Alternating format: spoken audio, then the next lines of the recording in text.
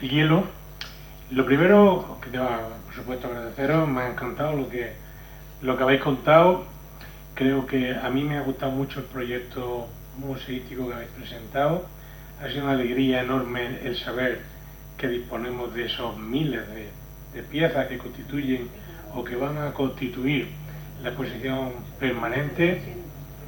Y me ha encantado también mucho la idea de interactuar con otros museos, de ese beneficio mutuo, en favor siempre del usuario y del público, ¿no? También una idea muy brillante. Cuando se hace un museo generalmente es porque se tiene patrimonio sobre ese tema, y me consta que Jaén es una provincia con bastante patrimonio desde el punto de vista de la cultura íbera. La pregunta sería, desde el punto de vista provincial, ¿hay compromisos para cesión de piezas para colaborar con el Museo Provincial Íbero, de ayuntamientos que tienen pequeñas cosas, de particulares que tienen también por ahí cosas de patrimonio que queda por descubrir o por desterrar, porque el Opidum supongo que está en esa fase? ¿Cómo se está portando la provincia a la hora de colaborar con el Museo Íbero? Bueno, la provincia no tiene ningún problema en colaborar con nosotros fantásticamente. De hecho, estamos trabajando, por ejemplo, con el Museo de Úbeda, intercambiando exposiciones, no tenemos ningún problema en eso. Lo mismo con el Museo de Linares, pero vuelvo a decir lo mismo que he dicho con los museos grandes. Los museos pequeños, como los de los pueblos, tienen muy poco material, pero además lo que tienen, lo tienen y lo quieren, lógicamente. La misma política vamos a intentar seguir, exactamente lo mismo. Pero las veces que yo he tenido oportunidad de hablar con algunos directores de museos locales, siempre les vuelvo a decir lo mismo. Intentar hacer un museo que tenga menos cosas y contar con nosotros para hacer algo variable.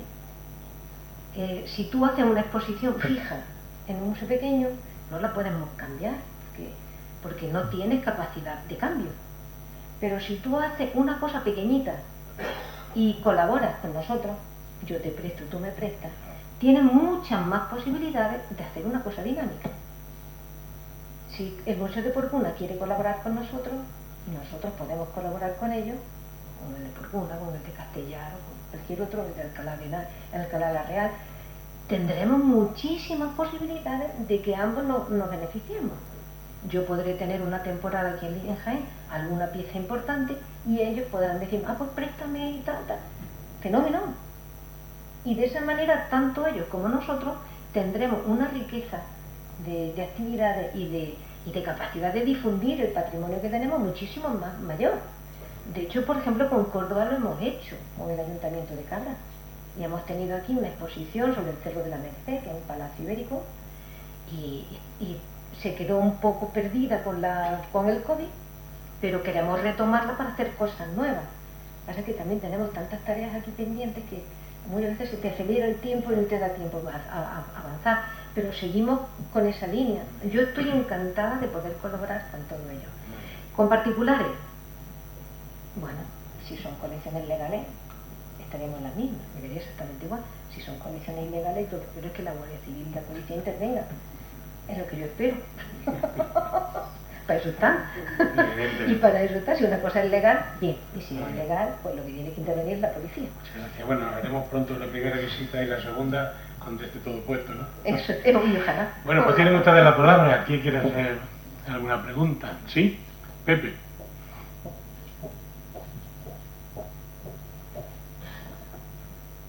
Hola, buenas tardes a todos. Gracias por la exposición que habéis hecho, pero un comentario nada más.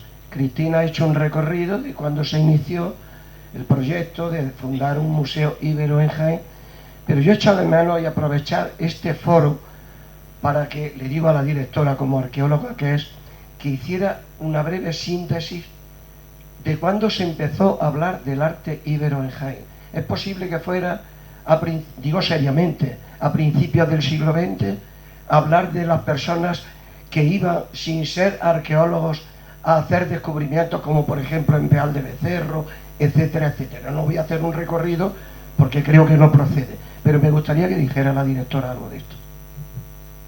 Bueno, el estudio de la arqueología ibérica en Jaén viene desde mucho tiempo atrás. Si nos retraemos al siglo XIX ya tenemos los primeros trabajos en Castellones, en Castellar de Santisteban, por ejemplo, o por supuesto en mi pueblo, en la Cueva de los Muñecos, con Calvo y Cabré, por ejemplo.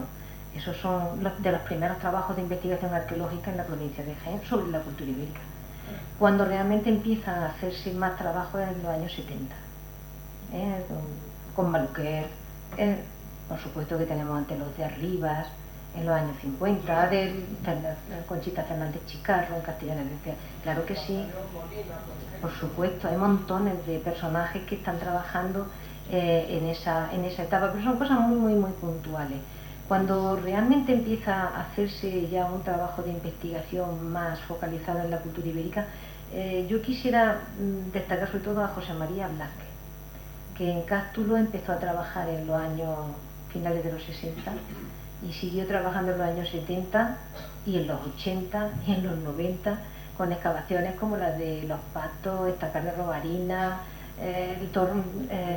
Torrubia, y luego en el mismo Cástulo. O sea que es un personaje que le dedicó muchísimo tiempo y muchísimo esfuerzo a la cultura ibérica, también a la romana, pero por supuesto donde más a la cultura ibérica, con publicaciones tan buenísimas como las de Estacar de Robarina que tiene en los bar internacionales en Oxford. Pero cuando nosotros hablamos verdaderamente ya de mejor conocimiento de la cultura ibérica, no podemos dejar de decir que es cuando se crea el instituto, el colegio universitario. Eso es así, porque cuando llegó Arturo Ruiz, dedicó su trabajo desde el principio que llegó aquí a la provincia de Jaén, en los años 80, a estudiar la cultura ibérica. Y desde entonces no ha dejado de estudiar la cultura ibérica. Y el equipo que ha ido formando, pues ha ido dedicándose a estudiar la cultura ibérica. Eso ha generado una literatura científica extraordinaria, pero además proyectos fantásticos como el viaje al tiempo de los íberos, que es lo que nos ha dado un conocimiento extraordinario a todo el mundo de lo que es la cultura ibérica. Pero no solamente ello, es que ha habido otros profesores, otros proyectos de otras universidades que concitaron aquí en Jaén el estudio de la arqueología ibérica, como el Teresa Chapa en Castellón de Real, o Juan Pereira, Osvaldo Arteaga en Porcuna. Es que coincidió que hubo un montón de gente en los años 80 y a principios de los 90, y luego ya continuó el proyecto de la universidad, para estudiar esa cultura de una forma decidida. Y entonces pues, es cuando mejor empezamos a conocer la cultura ibérica. Ahora, hablar del arte íbero, pues quizá eso más bien tiene que ver con la tradición clásica de la arqueología española, que tiene más, que se estudiaba la arqueología a través del arte y se centraba casi en exclusiva de las grandes obras, las esculturas, las cerámicas griegas.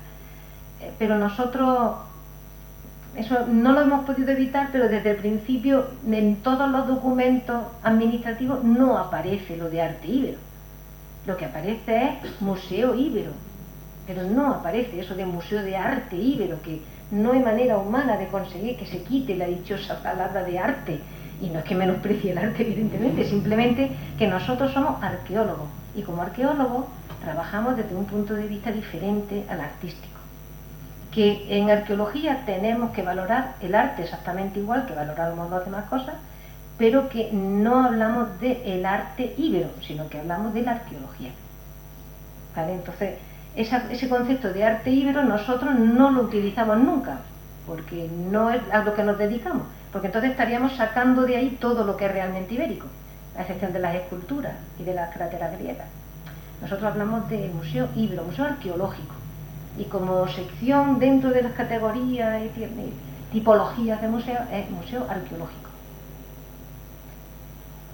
La pregunta sí.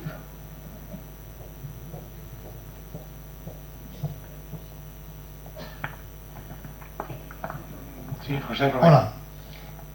Yo, has dicho antes que cuando se empezó a estudiar profundamente a los iberos, fue la época que se empezó el colegio universitario. Por suerte yo empecé ahí, el primer año que se impuso aquí el colegio universitario, en la antigua escuela de peritos y comercio. y tuve el profesor Arturo Ruiz y visité con Maluquer de Mote el Ópido, donde hicimos excavaciones y sacamos cántaros, sacamos muchas cosas.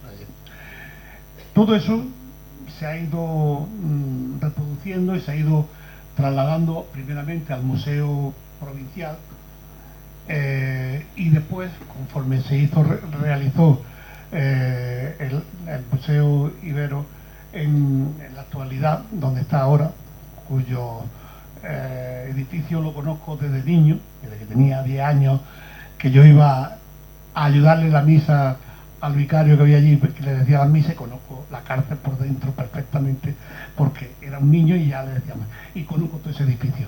Pero quiero preguntarte una cosa. A partir de estas informaciones que se hacen en el Hospital y tal, en la ciudad de Jaén, toda la parte del bulevar, que se están haciendo excavaciones, ¿se está surgiendo algo nuevo ibero o no? Porque hay ahí el plano que hay al lado de la cuestión esta de médica, vamos, la especie de sanitario que hay, y luego hay un local allí abajo del todo que también está reservado para poder también estudiarlo, ¿no? Pero no hemos visto más nada. Se ha hecho allí por el conservatorio, también se sacaron algunas cosas, pero vamos, no. ¿Hay alguna realización que se haya sacado, alguna obra importante o alguna cosa? Bueno, de la zona del Boulevard es una zona tremendamente compleja y no tiene nada que ver con la cultura ibérica. Eso es muchísimo más antiguo. Estamos hablando de la edad del cobre y de comienzos de la edad del bronce. Es un yacimiento espectacular.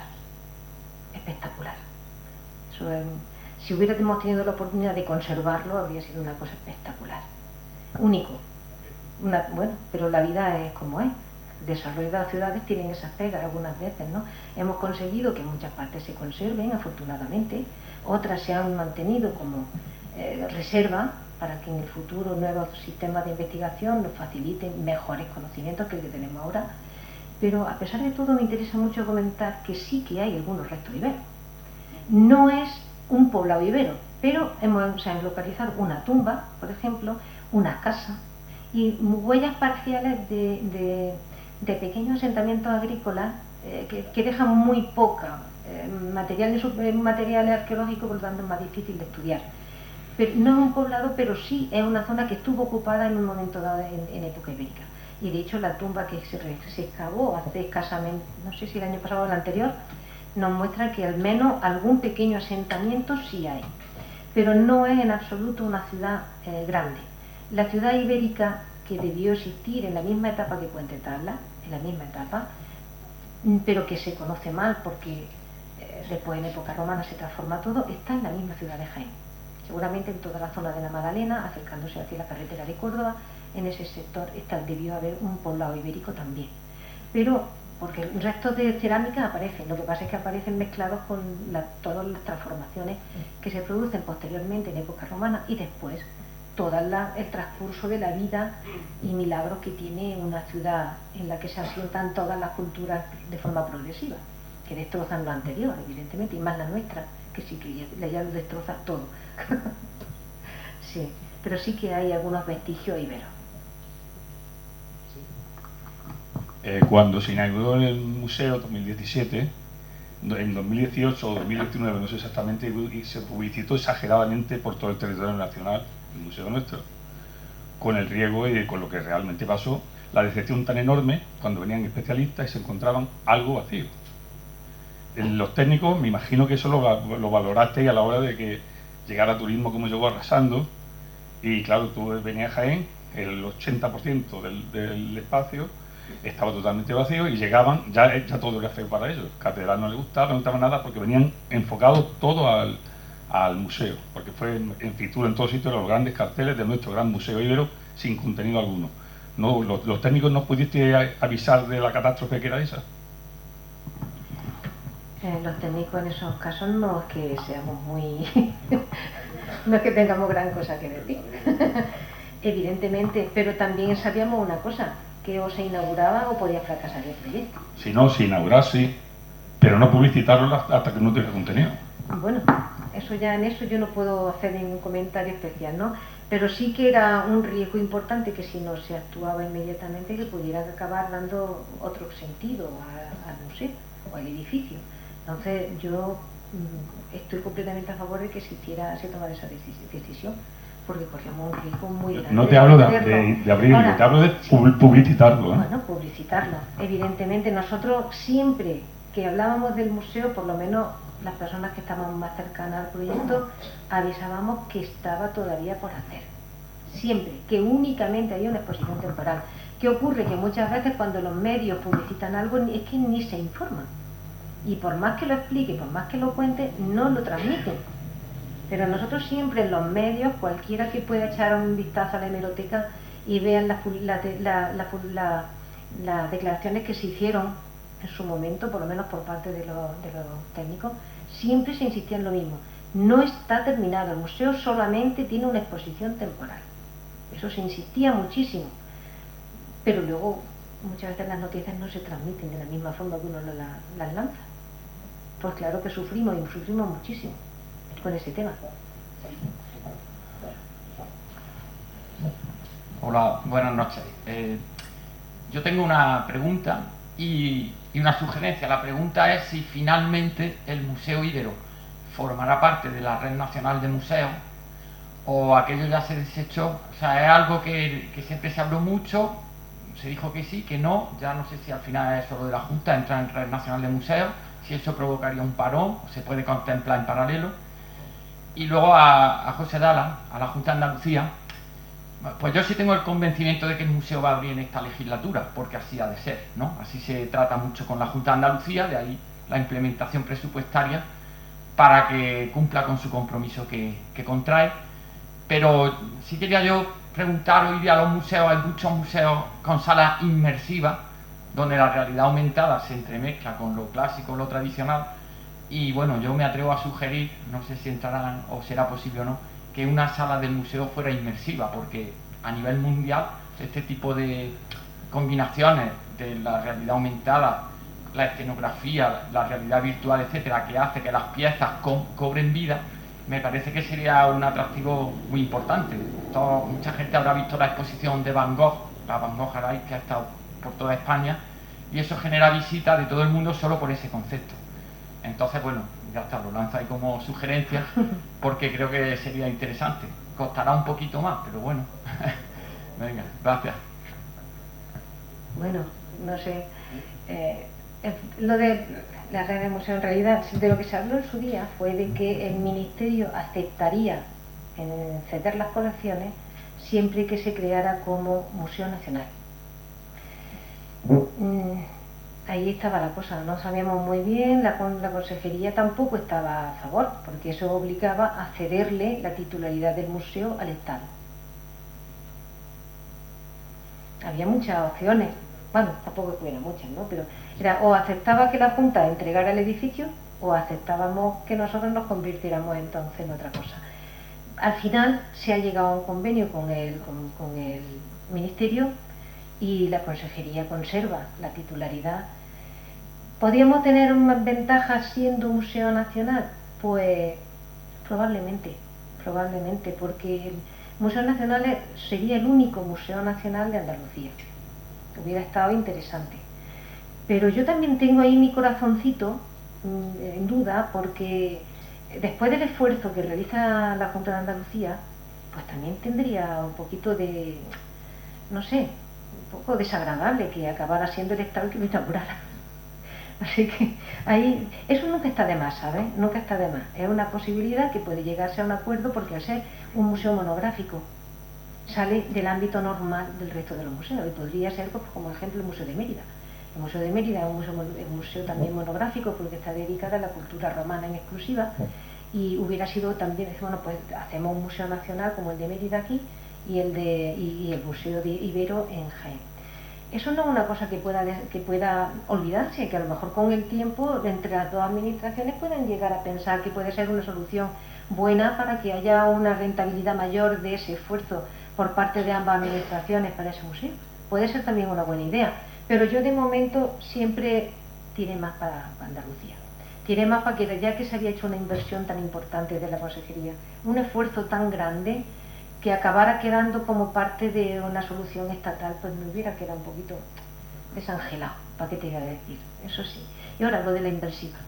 Pues claro que teníamos previsto nosotros una cosa fantástica con una planta dedicada a lo voy a contar así, de verdad, porque es que también hay que saber las cosas. Es que esa sala costaba 500.000 euros. Y bueno, nosotros somos responsables del dinero público. Y tenemos que sacarle mucho más partido que eso, porque una solución inmersiva, una sala inmersiva te dura lo que te dura. Te dura 10 días. Los 10 días ya la gente la ha visto. Y ya se ha hecho vieja. ¿Ya quieres otra? ¿Otros 500.000 euros? No. Hemos preferido dejar ese tipo de recursos fantásticos, maravillosos, para cosas muy puntuales, para cosas que se puedan hacer con subvenciones privadas, como en muchos de esos casos que los paga la Caixa, los pagan los bancos, los pagan las grandes empresas eléctricas. Y, ¿qué te digo yo? A lo mejor para la inauguración se podría conseguir un apoyo de Endesa o de Telefónica o alguna de esas, para que durante un mes, 2 meses o el tiempo que hiciera falta se pudiera hacer una sala inmersiva, que lo habíamos pensado y lo teníamos incluso pensada lo que íbamos a poner y todo, pero gastarte dinero público, 500.000 euros, para eso no. Sinceramente no estoy de acuerdo. Sí, en eso pues totalmente de acuerdo con la directora Juanma. Yo lo que quiero es terminar lo que está empezado, terminarlo cuanto antes.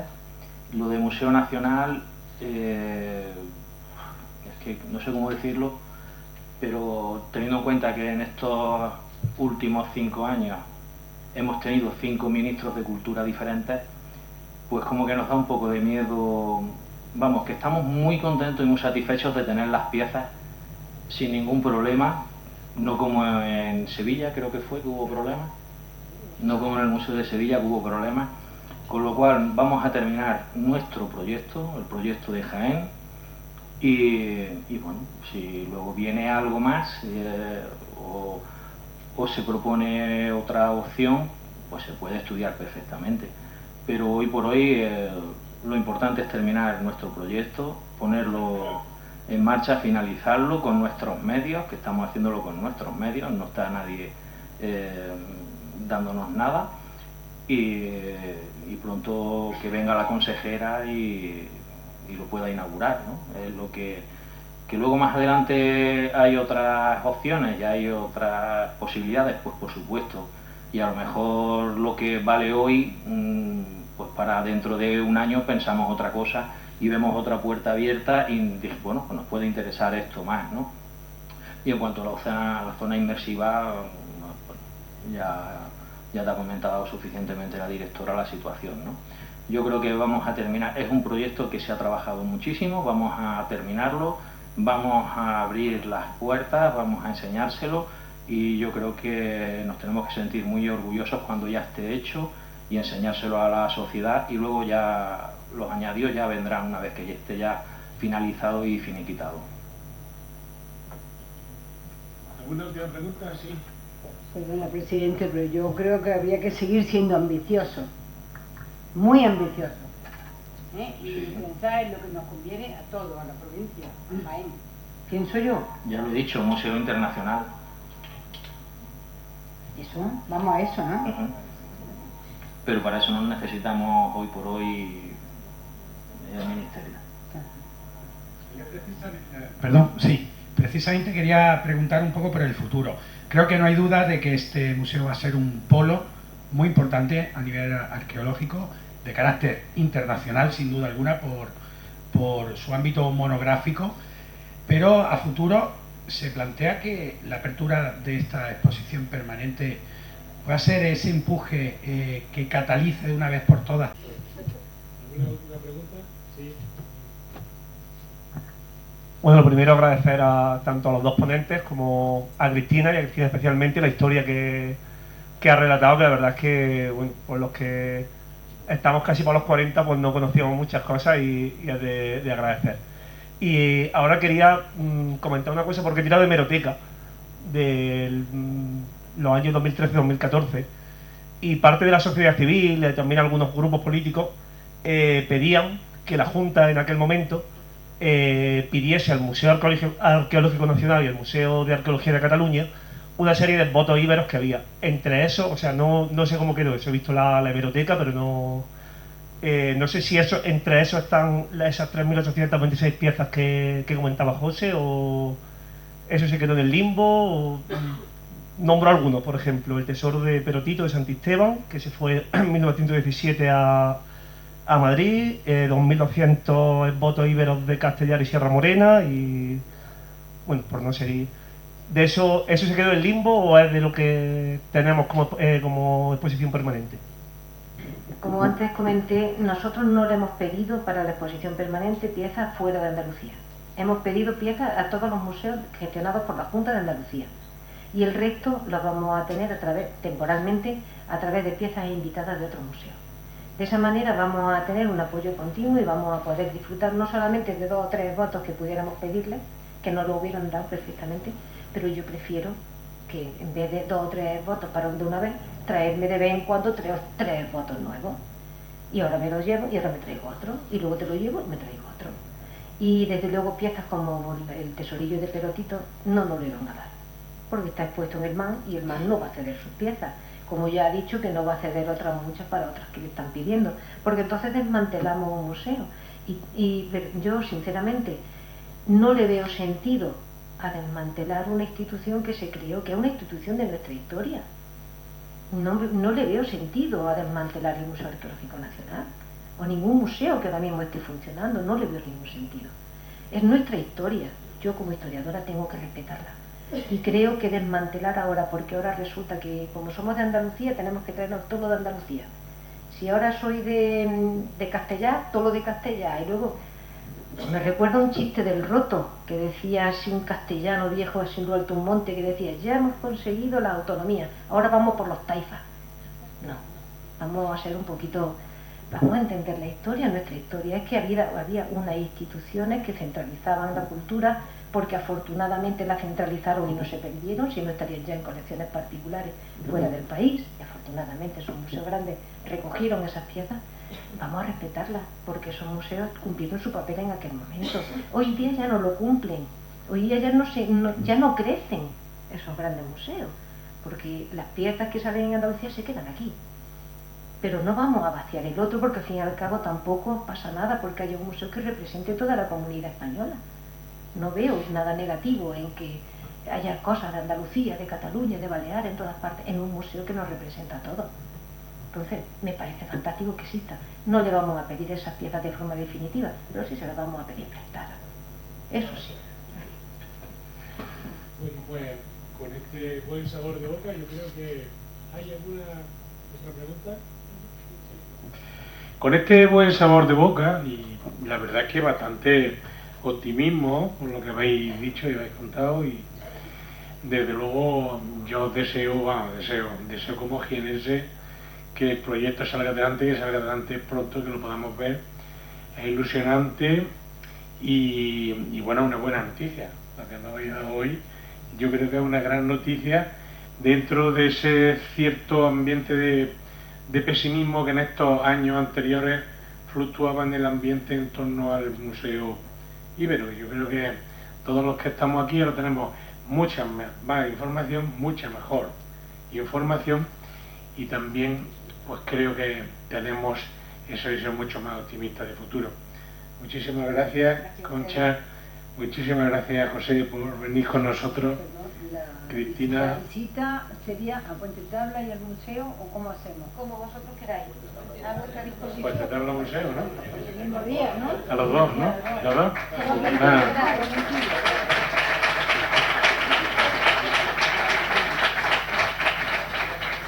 Y sí que, bueno, es la hora ya de la cerveza, de tomarnos el agape ahí en el Ibraoí.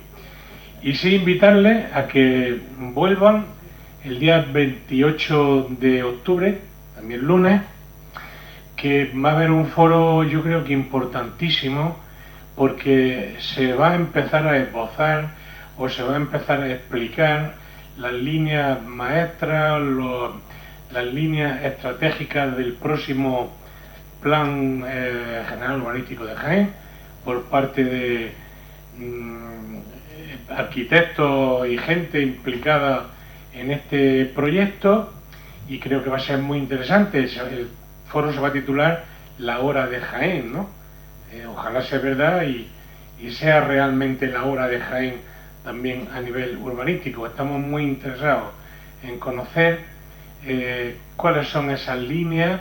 También queremos que sea un foro muy participativo, donde a través de las representantes sociales, también municipales y también de socios del foro, pues participen y manifiesten sus inquietudes, también sus ideas y sus preguntas sobre cuál va a ser el futuro urbanístico de Jaén. Yo creo que va a ser un foro muy importante, y a ese seguirán otros. Bueno, después haremos un paréntesis con el tema de la Constitución, pero luego a principios de año seguiremos con el de la conservación de la ciudad, por la que esperamos tener aquí a técnicos municipales y responsables políticos municipales para que nos hablen de ese otro tema que tanto nos preocupa, que es el estado del mantenimiento de la ciudad, y que en gran medida se implica con lo que vosotros decíais. Una ciudad bonita, una ciudad limpia, una ciudad cuidada, favorece también el resto de los proyectos. Pero si tenemos una fantástica catedral, un fantástico museo provincial, unos fantásticos baños árabes, pero luego resulta que el centro de la ciudad está sucia y hecha un desastre, pues vamos mal. Entonces nos vamos a ir preocupando de todos estos asuntos a lo largo del curso. El próximo, ya lo saben, 28 de octubre, Plan General Urbanístico de Jaén. Los esperamos aquí a todos ustedes. Muchísimas gracias por la asistencia y vamos a tomar una cervecilla.